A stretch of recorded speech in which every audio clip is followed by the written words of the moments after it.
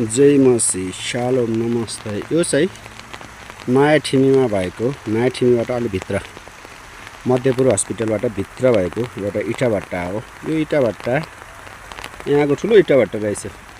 यसले विभिन्न महँगा इटाहरू बनाउने र यो इटा भट्टा चलिरहेको छ। अहिले पनि त्यहाँबाट बाक्लो धुवा आएको दृश्य देखिन्छ र यो इटा भट्टा यसपालि वर्षैभरि लगभग चले जस्तो लाग्छ।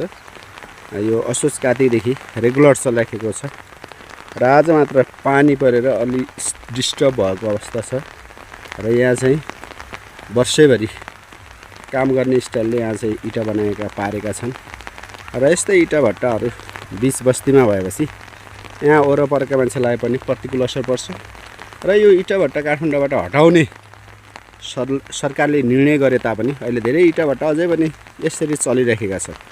सरकारले एक किसिमको निर्णय गर्छ तर